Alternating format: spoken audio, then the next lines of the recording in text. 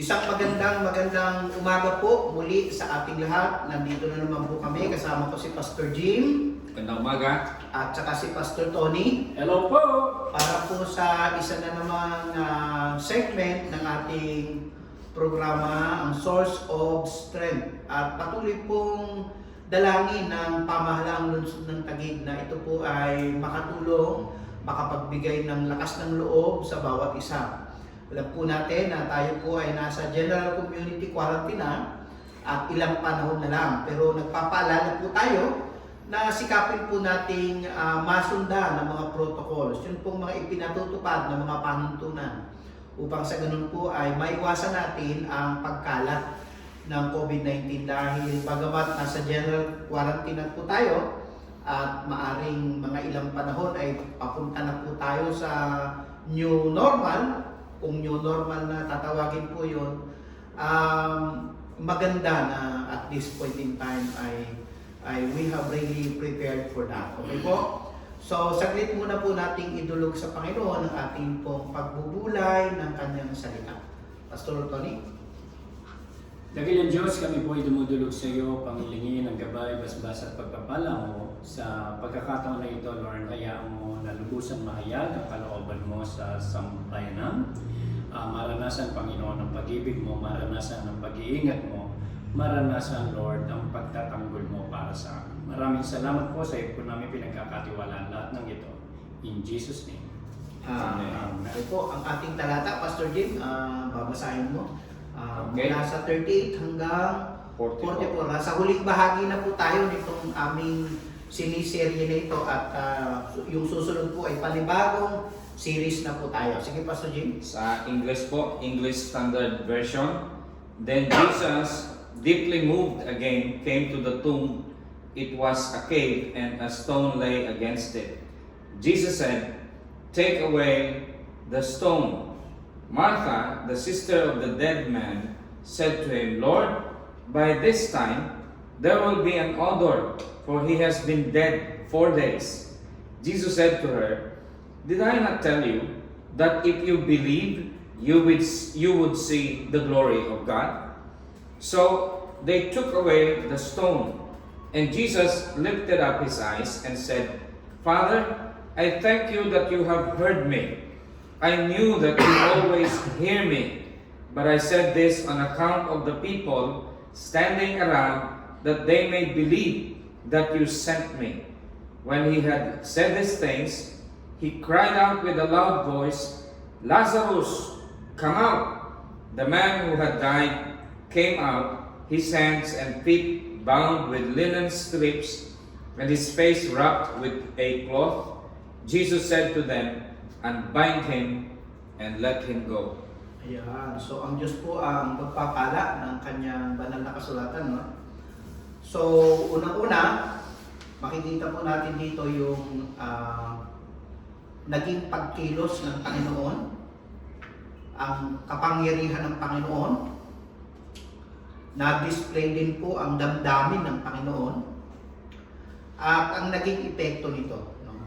So si Pastor Tony, magsimula tayo kay Pastor Tony para sa kanyang mga insights. Pansinin po natin yung sabi ng Panginoon, no? Alisin ninyo ang bato. Pero tila hinahadlangan naman ni Martha.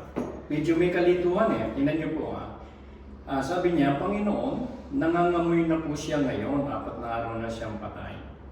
Hindi natin maintindihan kung ito ba si Martha, gusto niya bang gumaling ang kapatid niya o hindi? Gusto niya bang mabuhay ang kapatid niya o hindi? So kasi may mga tao po na dumudulog sa Panginoon, sa totoo lang, hindi rin naman talaga din nila kung ano yung dinudulog nila. So medyo sumasablay pagdating po sa pananampalataya. Kaya napakahalaga po ng pananampalataya talaga. No? Kapag gusto niyo Parang ang pananampalataya ni Martha nasa kanyang ilong. Oh. Bakit Pastor Jim? Sabi na mabaho na Panginoon.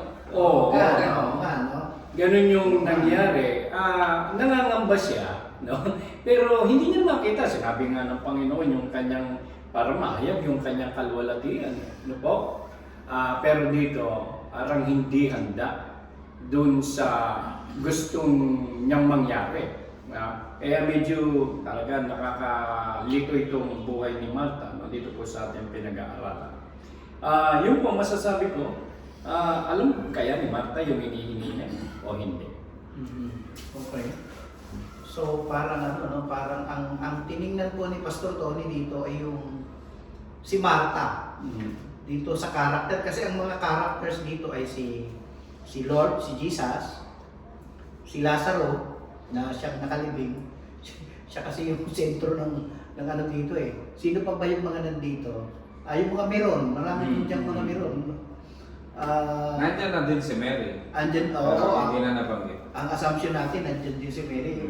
Ang tanong, bakit kaya bakit kaya hindi sila nag-uusap ni Jesus? Bakit si Martha lang yung, si Martha yung parang laging nakikipag-usap dito kay Jesus. Bumabawi kaya siya doon sa naon. Kasi doon sa nauna, di ba?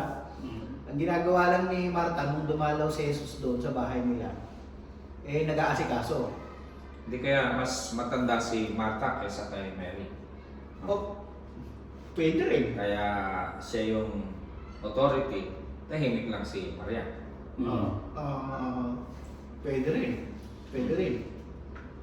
Okay, sige. Ano ang iyong kaisipan tungkol na? Okay. So, yung lesson sa pananampalataya ang hina-highlight nga po dito na tayo ay nahahadlangan sa nakikita natin, nararamdaman natin, naaamoy natin, yung 5 physical senses, no? Pero meron pang-anim na sense, yung faith sense. Yun ang dapat nating pagganahin po dito. Na sinabi ng Panginoon sa verse 40, "Did I not tell you that if you believed, you would see the glory of God?" So yan ang susi eh. Para maranasan mo ang kapangyarihan ng Diyos eh. Manampalataya ka, magtiwala ka sa Diyos, at makikita mo ang kaluwalhatian ng Diyos sa iyong buhay, sa iyong mga circumstances, sa iyong paligid. Paano ba natin ine-exercise ang pananampalataya? Yung act of prayer. Yung act of prayer, yan ay exercising your faith, no? Sabi ng Panginoon, "Cast all your cares upon me, for I cares for you." So, marami po ang hindi nararanasan ang kapangyarihan ng Diyos, ang kaluwalhatian ng Diyos by the mere fact na hindi sila nananalangin. Nalilimutan nila ang Panginoon. O kasi yung pananalangin per se, it's already an act of faith. Yung kasing element ng trust, yung element ng risk, yun yung faith eh. Nagaganap yung pananampalataya kapag ang isang bagay na hindi mo pa nakikita ay kaya mong tayuan at kaya mong magtiwala na mangyayari yun. Yun ang sinabi dun sa Hebrews chapter 11 eh. Yung hindi mo pa nakikita, kasi pag nakita mo na, hindi na pananampalataya yun eh. Kaya nga dito, kailangan mo nang mamatay ni kailangan namatay na si Lazarus pagpunta dun eh. Di ba? Alam-alam sa mga alagad ng Panginoon. So, ang assumption dito, nandun din yung mga alagad ng Panginoon, no?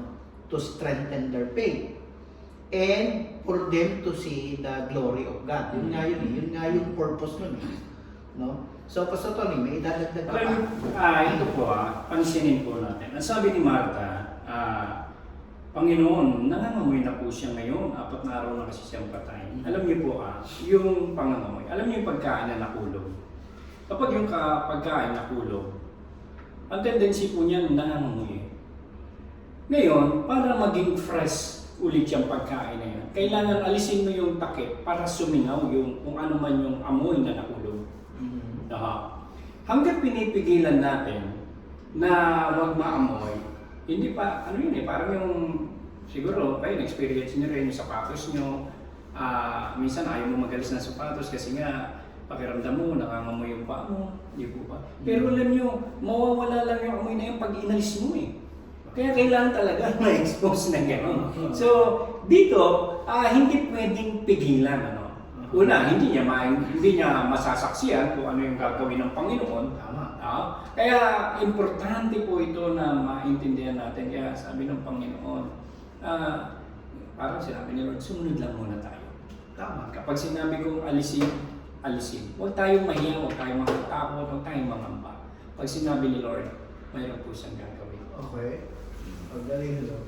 Kasi dito, ang isang mahirap ang hirap kong i-reconcile sa isip ko dito, yung ibig sabihin, simula dun sa pagdating ni Jesus, or throughout the conversation, wala pa sa kanyang isipan yung mabubuhay ulit yung kapatid niya.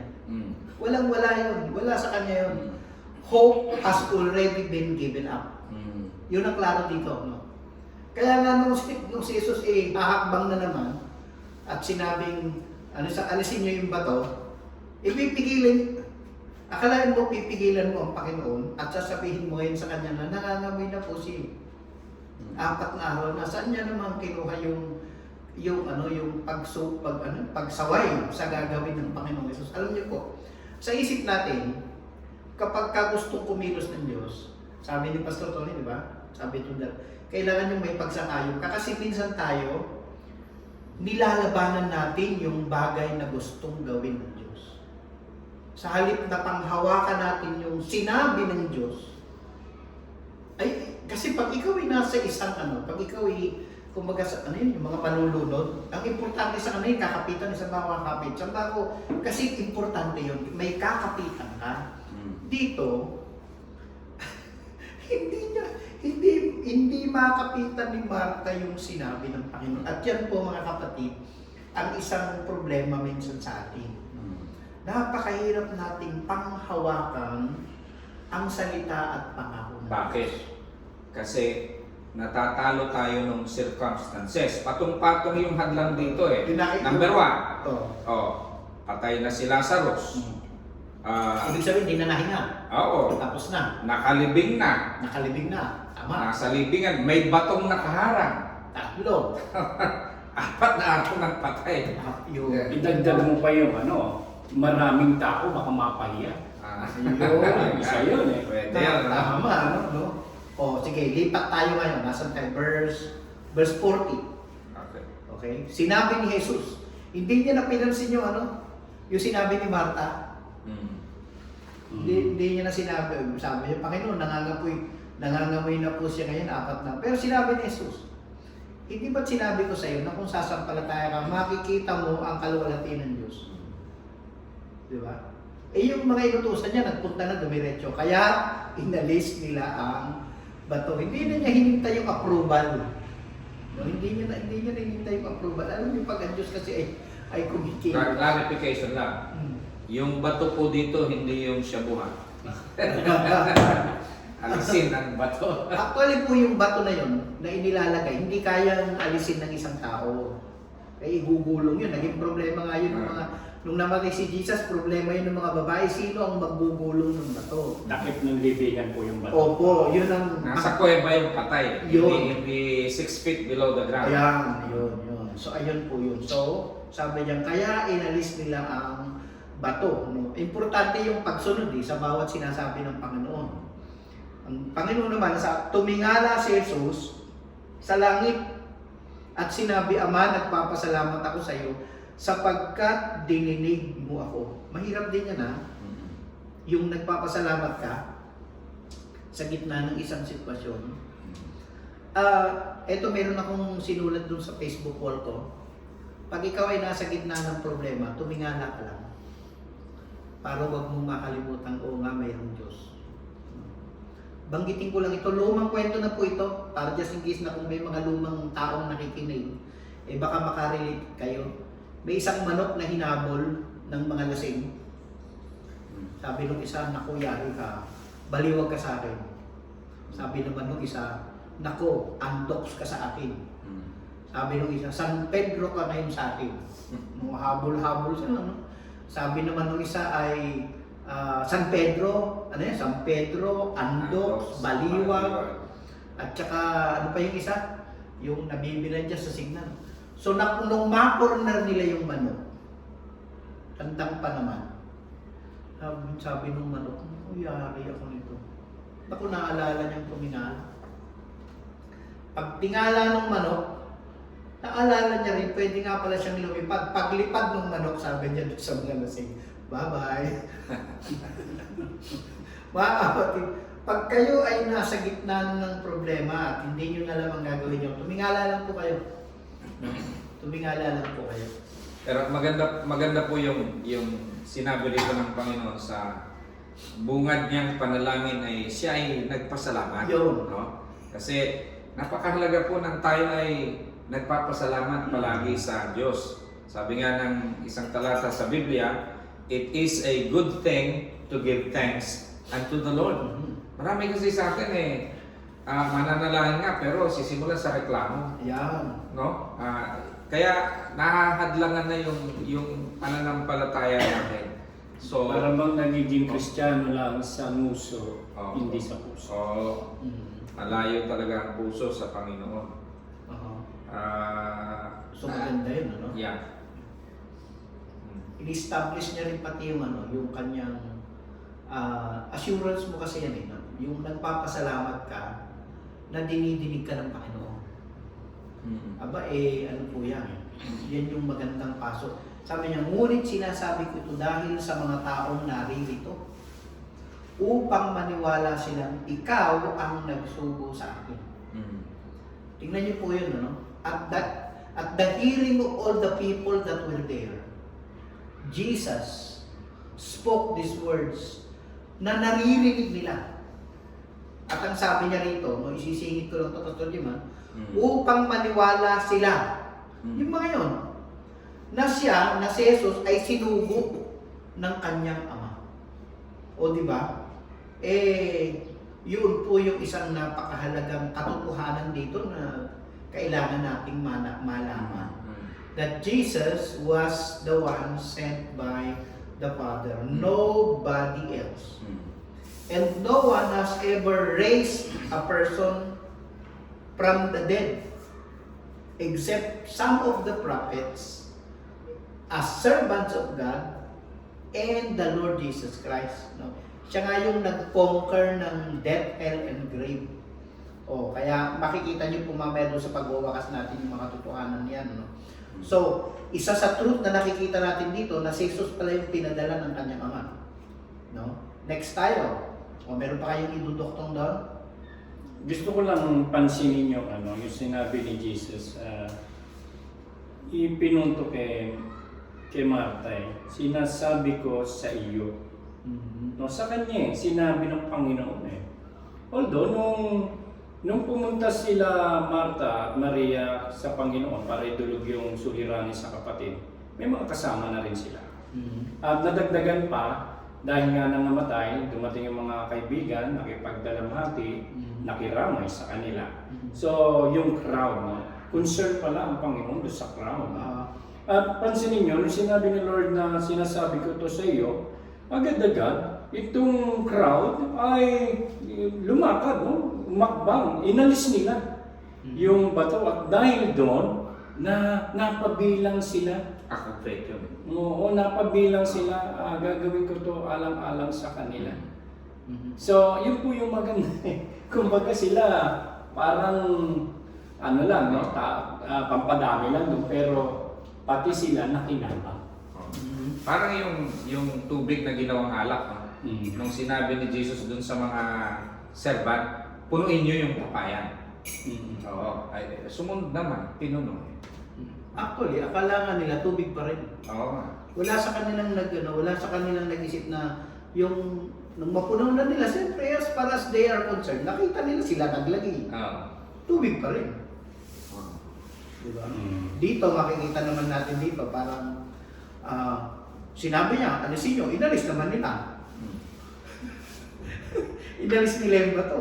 Tuloy-tuloy yung ibig. Tumingala si Jesus sa langit. Nagpasalamat, magandang pasimula. Sabi ni Pastor Jim, magandang pasimula po ng panalangin yun. Nagpapasalamat. Hindi po yung telegrama at saka nagsisimula tayo sa reklamo. Nagpasalamat siya sa Panginoon na siya ay dinirinig. Okay? Malapit na tayong makarating doon sa dulo, no? Verse 43. Pagkasabi nito ay sumigaw siya. Sino yung sinigawan? Si Lazaro. Si Lazarus. Ano na kalagayan ni Lazarus? Patay. Patay na. Oo. Ang takin mong hirap naman. Kasi nga, ang Diyos ko, kaya niya utusan kahit patay. No, sabi niya, Lazarus, lumabas ka. Lumabas nga si Lazaro na nababalot ng telang panlibing ang makamay at paa. May nakabalot ding tela sa mukha niya. Iniutos ni Jesus sa kanila, talagan niyo siya at nang makalakad siya. Okay? Any insights? Buti na lang, Buti na lang. sinabi ni Jesus, Lazarus, come out. Kasi kung hindi niya sinabing Lazarus, baka lahat ng patay mabuhay. Oh, tama. Bin- Pinangalanan talaga eh. Pinangalanan kasi sabi sa John chapter 5 yata yun, na darating ang panahon na lahat ng mga patay ay maririnig ang tinig ng anak ng Diyos. At sila'y muling mabubuhay. So sa Buti madaling dito, si salita, Lazarus. Pastor Jim, buti pa yung mga patay. Oo. Marunong makinig. Na kapag sinabing Lazaro lang, si Lazaro lang talaga. Hindi sila although narinig nila yun kasi libingan yun eh. Oo. No, posible yun. Ano po. So, ang isang maganda po rito, nangyari nga yung sinabi ng Panginoon sa verse 4 na hindi magwawakas sa kamatayan ito. Kasi ang sabi ng Lord kay Lazaro, now, Lazaro, lumabas ka. Hindi naman niya sinabing Lazaro, mabuhay ka. Hindi, no? Kundi pinalabas. Makikita po natin dito na kahit siya'y patay na, sa Panginoon hindi po ganun kundi talagang buhay. Pinalabas siya at nung lumabas, nakabalot kasi traditional po kasi nila yun, binabalot nila. Parang palming. Oo, parang mami, no? Naka-ganun po yun Lagyan ng may spices yung katawan. bakit kailangan alisin yun? Ay, talagang kailangan alisin. Kasi una sabi ng Panginoon, dahil pag hindi inalis baka zombie lang yun. Patay na buhay na zombie. Hindi, ito talagang buhay. So kasi sabi nga dyan, lumabas na si Lazaro. Na ini-imagine ko lang, anong pakiramdam ng mga taong nasa paligid? Nung sinabi niya, Lazaro, lumabas ka, ano kaya nasabi ng mga tao sa paligid? Nagpulasan kaya.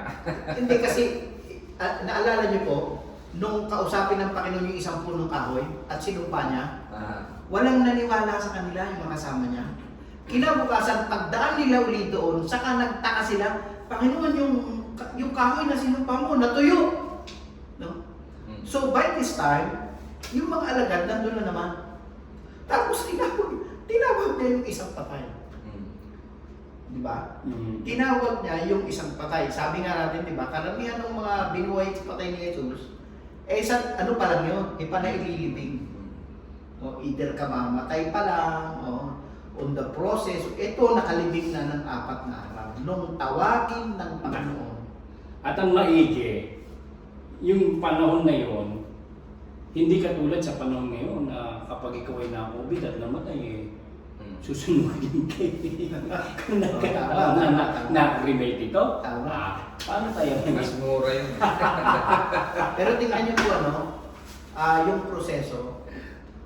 Pagkatapos na siya itawagin at siya ay lumabas, kinakailangan siyang kalagan ng anumang ang tawag dyan, yung... Grave clothes. O yung kasi ang kanyang yun po kasi yung nakabalot sa kanya.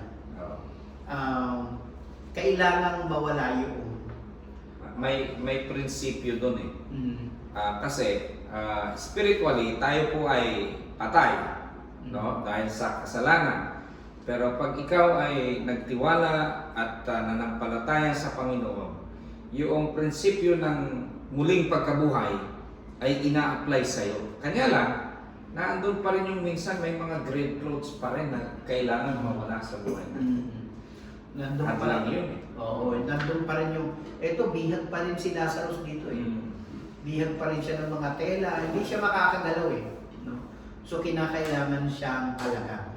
Sagutin ko lang yung tanong ni Pastor Jim kanina. No? Sabi niya, ano kaya pakiramdam ng mga taong naroroon? Ang sabi niya, hindi kaya nagpulasan. Sa aking pakawari, hindi po. Kasi na-revive na yung faith nila eh. Makikita po natin, medyo may problema yung pananampalataya nila, pero na-revive, lumakas na. Kasi yung sinabi ni Jesus na alisin yung bato, pumunta kagad sila. Yun yung act ng kanilang pananampalataya. Kaya talagang nandun sila, parang nasa sinehan, nanonood. Ang ganda ng event na yun. Extraordinary. Extraordinary. Mga kapatid, sa pagwawakas po natin, bago manalangin si Pastor Jim, isisingit ko lang po itong insight na ito. Ano ang pangunahin nating response kapag tayo po ay humaharap sa mga seemingly impossible situation? Ito, impossible situation na talaga ito eh. Pero tayo po, we face everyday some situations in life, no? Anong una natin ginagawa? Dito, inilapit nila sa Panginoon. Yun ho ang isang maganda na matutunan natin. O kung tayo po ay maharap sa mga medyo napakahirap na problema, huwag po tayong mahihiya. Ilapit natin yan sa Panginoon. Kasi ang Panginoon naman is just one prayer a day. At pag tayo po ay lumapit, huwag tayong magreklamo. Magpasalamat tayo. Amen. Ikalawa, ang mga problema at suliranin, yan po ang nag-i-expose ng ating kalagayan pagdating sa pagtitiwala sa Diyos. The storms that comes will expose how strong your house is. Kapag ka dumating yung bagyo at nagiba yung bahay mo, ay mahuna ang bahay mo. Ganun din po tayo sa ating pananampalataya. Mararamdaman mo yung tibay ng relasyon mo sa Panginoon. Kapag ka dumadating yung mga problema at suliranin sa buhay mo, makikita mo kung gaano ka nakatatag sa iyong pananampalataya sa Diyos. Are we easily affected? And when we are affected, ano yung kadalasan nating ginagawa? And lastly, alalahanin po natin, when God allows a situation in our life, God must have a bigger purpose. Mayroon siguradong kaya niya pinahintulutan yon. Eto, pinahintulutan niya naman sa inyo. May purpose siya dito. Ano yung purpose? Para maluwalhati ang O para maluwalhati ang Diyos. Pagka pinahintulutan po ng Panginoon ng sitwasyon sa ating buhay, sabihin natin, tumatawag naman ako sa Kanya, kumakapit naman ako sa Kanya. Ang unang titingnan natin ay gaano ka-strong yung ating relationship sa Panginoon. No, pangalawa, kung strong naman yun, wala naman tayong problema doon, di titingnan natin, God must have a bigger purpose. That at the end, looking back, pag tinignan mo from hindsight, pag tinignan mo ngayon yun, magiging iba yung istorya iba yung kwento mo Maaari niya sabihin mo, nung pinagdadaanan ko dyan, talagang takot na takot din ako, kaya ang ginagawa ko, tumatawag ako sa Lord, etc. etc. So that's how we look at this situation. Okay po? So mananalangin tayo? So sige po. Panginoon, ang Yes. kapangyarihan ng muling pagkabuhay ay maaari naming maranasan at siya ay makapangyarihan upang gapiin ang lahat ng anumang problema, krisis na mayroon sa buhay ng bawat isa, O Diyos. Amen. Tulungan mo po kami Yes. na ang aming pananampalataya, ang pagtitiwala namin sa iyo ay maging lubos.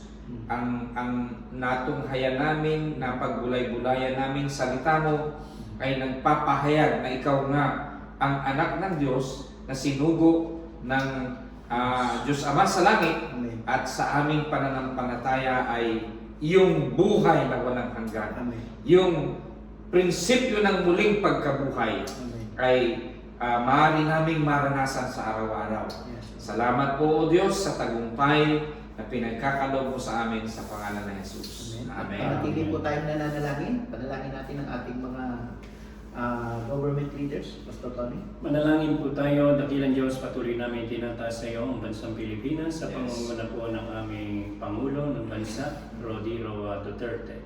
Kasama Panginoon ang kanyang kabinete, kaisa ng Senado, ng Kongreso, na kung saan pinamumunuan ng kapatid na Alan Peter Cayetano. Lord, kasama rin ni Congresswoman Lani Cayetano. Yes. Tinataas din namin sa iyo ang kapatid na Pia, Panginoon. Yes. Lord, salamat po. Tinataas din namin sa iyo ang LGUs, ang mga Yes. local official, Panginoon, ang mga mayors, even governors, O Lord. Patuloy na bigyan mo sila ng mga talino, husay, Panginoon, na masugpok na po talaga itong pandemya na ito sa pamagitan na rin ng pakikipagtulungan ng bawat mamamayan. Pagsunod, Panginoon, sa mga ipinaiiral na batas. Panginoon, salamat po at patuloy din namin tinataas sa iyo ang aming bayan, bayan ng Taguig, na pinangungunahan po ng Mayor Lino Cayetano. 10 ng kanyang kasama na kilang Diyos, ikaw ang laging pumagitna sa kanila. Patunayan mo, Lord, na sila'y tinawag mo at ginagamit mo kaysa ng aming Vice Mayor Adi at ang mga konsihal ng una, ikalawang distrito. Gayun din po, Panginoon, ang mga role na ginagampanan ng bawat head departments, Panginoon, maging ang lahat ng kawani. Lord, ang paglilingkod namin sa bayan, paglilingkod namin sa iyo. Maraming salamat, pinagpala mo ang bayang ito. Ito po ang aming samot dalangin sa ngalan ni Kristo Jesus. Amen.